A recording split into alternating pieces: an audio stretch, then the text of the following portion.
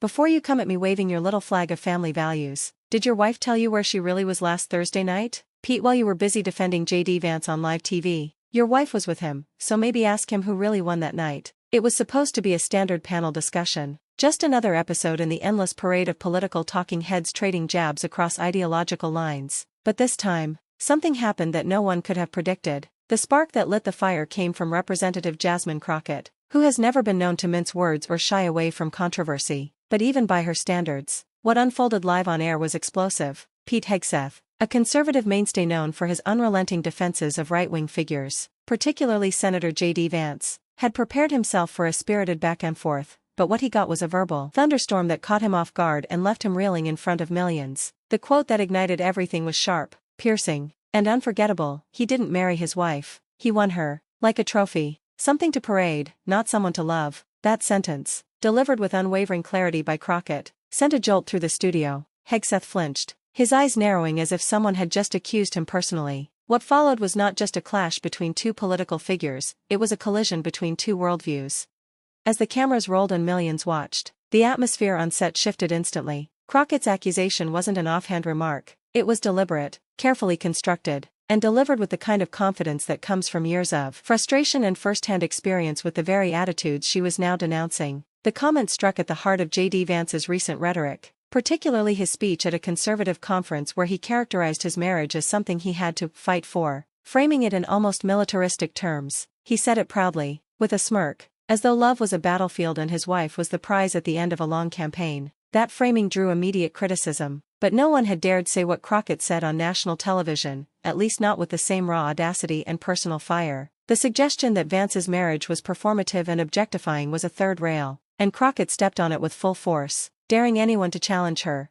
Pete Hegseth took the bait. He leaned forward, fists slightly clenched on the table in front of him. "That is a disgusting accusation," he snapped, voice shaking with restrained fury. "You're attacking a man's marriage because he doesn't share your politics?" But Crockett wasn't rattled. She fired back with laser precision. "No, Pete, I'm attacking the way you men use your marriages like PR campaigns. You all want to show off your wives like they're some final checkbox on the American Dream list. Job, check. House, check. Trophy wife, check. And then you parade them around to prove how successful and moral you are. That's not love, that's branding." The tension in the room was palpable. It wasn't just an argument anymore, it was a reckoning. Hegseth tried to shift the conversation, hoping to dilute Crockett's intensity with vague references to tradition and values. "Marriage is a commitment," he said, "a public one. You make it sound like a bad thing to honor your spouse." Crockett's laughter was dry, cutting. "You think JD Vance was honoring his wife when he said he had to earn her like she was some grand prize? That's not honoring, Pete, that's conquest, that's objectification. That's the same mindset that turns women into accessories for male ambition." She paused just long enough to let the words hang in the air. "And you sit on shows like this and cheer it on. You call it masculinity. I call it insecurity dressed up as power." Social media was already in meltdown mode. Clips of the exchange hit the internet like wildfire. Within minutes, hashtags like #TrophyWife and #CrockettShutsDown Hegseth were trending nationwide. Viewers from across the political spectrum were weighing in, many of them praising Crockett for her courage and clarity. The right-wing media apparatus tried to mount a defense, spinning her words as a personal attack on Vance's wife. But those arguments failed to gain traction. What resonated most was not the politics of the moment but the deeper, more uncomfortable truth that Crockett had laid bare, the way conservative male figures often reduce their wives to symbols rather than seeing them as complex individuals.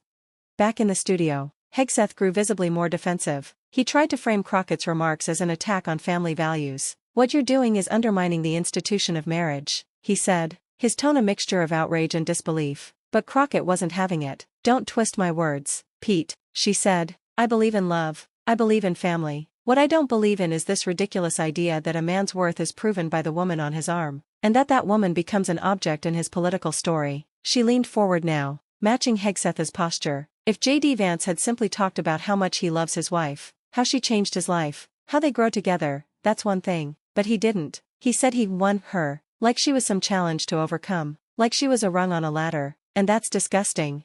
The discussion turned fiery, the back and forth becoming faster, more heated. Hegseth, perhaps sensing that he was losing ground, made the mistake of going personal. "You talk a lot about marriage, but do you even understand what it takes to make one work?" It was a low blow, a dig at Crockett's personal life, and it was immediately met with thunder. "What I understand, Pete," Crockett said, eyes burning. Is that love doesn't look like a campaign ad. Love isn't about posturing or performance. It's about mutual respect, not ownership. And maybe if your friends spent less time talking about winning women and more time listening to them, we wouldn't be having this conversation. The producers hesitated to cut to commercial. The moment was too real, too charged to interrupt. And then Crockett delivered the line that would replay in the minds of viewers for days. You don't love your wife when you make her part of your brand. You don't honor her by turning her into a prop. JD Vance didn't marry his wife. He acquired her, like a status symbol. That sentence landed like a hammer. Pete Hegseth sat back, visibly stunned, unable to conjure a coherent response. It was clear to everyone watching that Crockett had taken control of the conversation, not just through volume or passion, but through sheer clarity and moral gravity. In the aftermath, the backlash came swift from conservative circles. But Crockett didn't flinch. She went on multiple news outlets and podcasts, doubling down on her statements. I said what I said, she told one interviewer. If JD Vance doesn't want people analyzing his words, maybe he should stop making his marriage a talking point in his political rhetoric. Meanwhile, Pete Hegseth tried to clean up the mess with a stream of defensive social media posts, accusing Crockett of being divisive and disrespectful, but none of it landed. The public wasn't buying it. Even some conservative voices began privately acknowledging that Crockett had a point, that Vance's framing of his relationship felt outdated, uncomfortable, even inappropriate.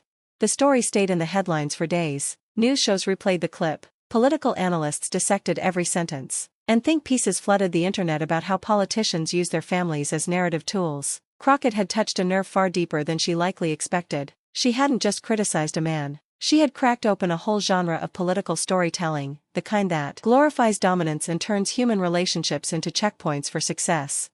And it wasn't just the words she used, it was the way she said them. Calm, commanding, unapologetic. Viewers could feel that she wasn't just debating. She was standing up for something deeply personal, something ethical. Her passion wasn't performative. It was the righteous indignation of someone tired of seeing women diminished, even by those who claim to love them. By the end of the week, a new discussion was underway across the country, not about marriage per se, but about the kinds of narratives we accept from our leaders. People were asking questions. Why do so many male politicians talk about their wives like prizes? Why is emotional intelligence considered a weakness in male figures? Why do traditional values always seem to come wrapped in hierarchy? Crockett had changed the narrative. She had turned a typical political squabble into a national dialogue on gender roles, emotional depth, and the toxic ways we often package relationships for public consumption. Her takedown of JD Vance through Pete Hegseth wasn't just memorable because of its ferocity, it was unforgettable because it revealed something ugly that had been sitting quietly in plain sight. Pete Hegseth, for his part, has yet to recover the moral high ground he lost that night, though he continues to appear on conservative media. There's a noticeable edge of defensiveness in his tone now, a wariness he didn't carry before. Crockett shook something loose in him, and in the political discourse at large, she reminded everyone that beneath the talking points and soundbites are people, real people, with dignity, with agency, who deserve better than to be reduced to stepping stones on someone else's climb to power. And as the dust settles, one truth remains. The moment Jasmine Crockett looked Pete Hegseth in the eye and said JD Vance won his wife like a trophy wasn't just a line. It was a mirror, and whether America is ready to see what's in that mirror is a question only time will answer. If this moment left you as speechless, enraged, or inspired as it did us, make sure to hit the like button, subscribe for more hard-hitting political showdowns, and ring that notification bell so you don't miss the next time the truth explodes live on air.